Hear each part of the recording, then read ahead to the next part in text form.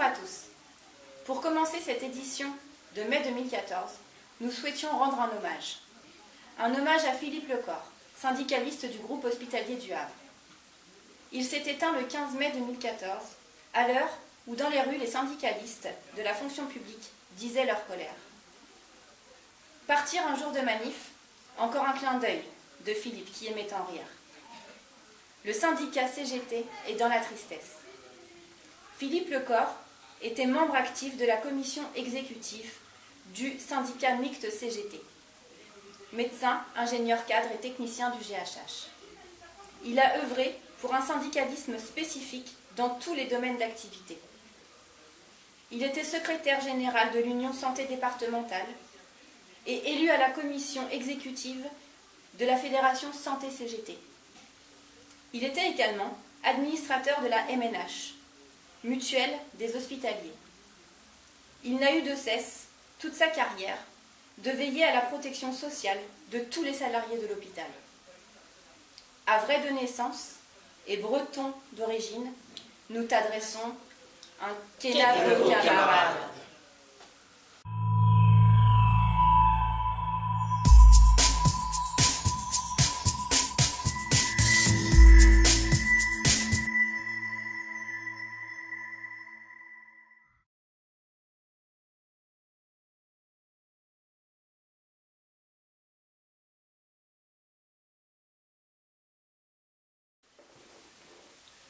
Bonjour à tous. Bonjour à toutes. Édition de mai 2014.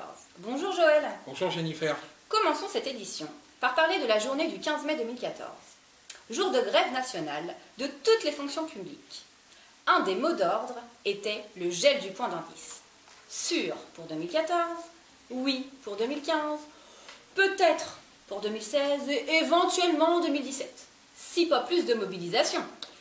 D'ailleurs, toi là-bas, je t'ai pas vu à la manif. Toi non plus derrière. Alors la prochaine fois, mobilisation, manifestation, en nous rejoignant pour être encore plus nombreux.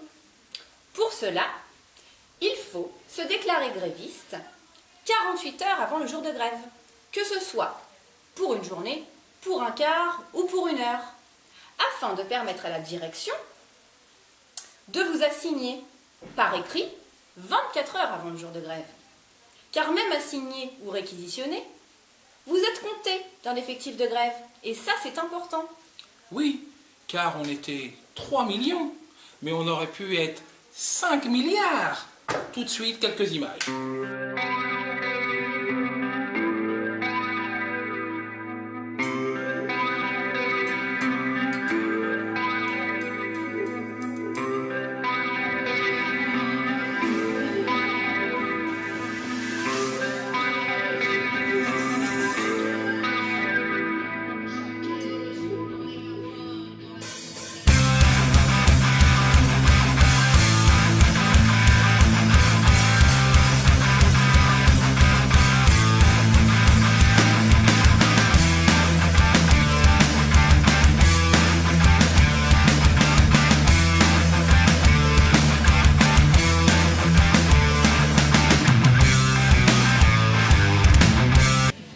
Poursuivons maintenant avec le sujet de la psychiatrie havraise.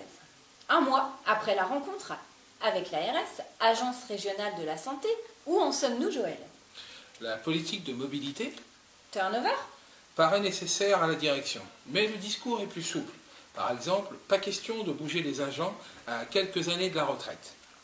Ah, quand même. La CGT continue de creuser la question. Et donc, concrètement, Joël, Il n'y aura pas de moyens supplémentaires. Tout est dans la réorganisation. Une réflexion entre la Ligue havraise et l'HP est en cours afin d'augmenter le nombre de prises en charge de patients ne relevant plus d'un service d'hospitalisation, mais plutôt d'un lieu de vie. et qu'en est-il du groupe de travail? Le groupe de travail sur l'organisation de la psy havraise et l'attractivité des médecins psychiatres sera mis en place dès le début de l'été. Bon, à suivre alors. Oui, à suivre. Sans transition, parlons des labos. En effet, nous avons dépêché notre envoyé spécial Raphaël, élu CGT au CHSCT et au CTE, pour mener son enquête au sein des labos. Tout à fait, Jennifer. Je suis en compagnie de Véronique, technicienne de laboratoire et élue CGT au CHSCT de Coordination. Bonjour Véronique. Bonjour Raphaël. Alors, quel est l'avenir des laboratoires d'analyse biologique?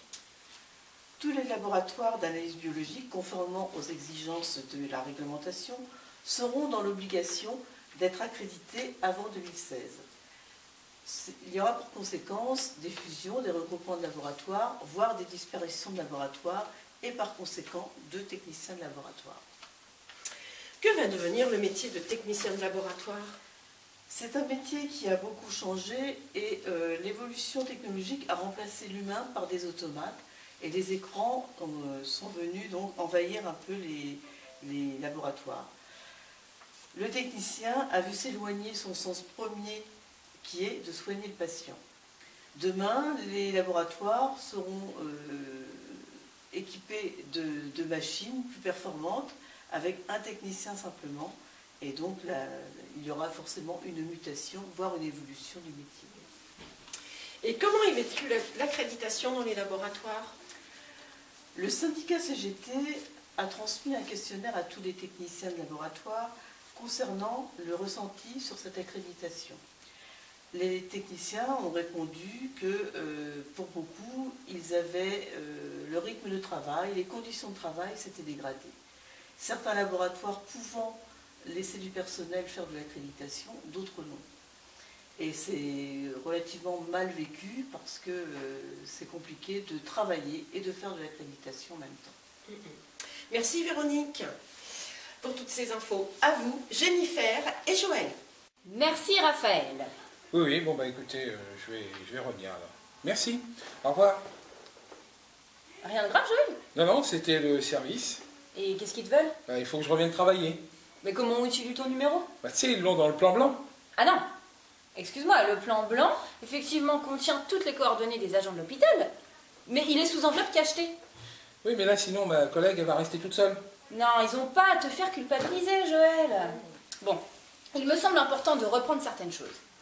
Nous vous rappelons que vous n'êtes absolument pas obligé de communiquer vos coordonnées personnelles à votre service.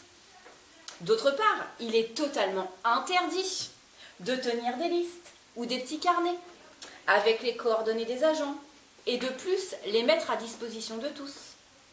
Exemple, dans les plannings ou même sur le planning à côté de votre nom. Tout cela dans le but de préserver votre vie privée quand même. Vous n'êtes pas à la disposition de votre employeur 24 heures sur 24. Et pour finir cette édition, quelques brèves. Tout à fait, Joël. Commençons par les chambres carcérales. Nous tenons du DG l'info que les primes en lien avec ces chambres carcérales vont être versées. Amis concernés, vérifiez vos bulletins de salaire. Neurologie, suite de la série. Le GHH a l'espoir de recruter un neurologue pour novembre 2015. Actuellement, la moitié du service de l'unité 34 est fermée. L'autre moitié est en stand-by.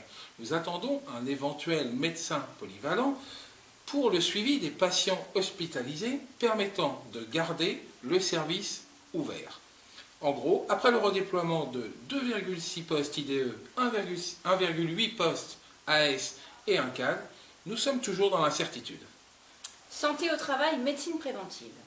Après le départ successif de plusieurs médecins, il ne restera cet été qu'un seul médecin pour 4000 agents. Comment pouvoir faire les études de poste, la prévention, les visites de reprise et les visites des agents qui ne se faisaient déjà plus que tous les 4 ans? Si vous connaissez un médecin spécialiste en santé du travail, prévenez-nous, on passera le message. Édition de mai 2014 est terminée. Au revoir Joël. Au revoir Jennifer. Abonnez-vous à la chaîne. Abonnez-vous à la chaîne.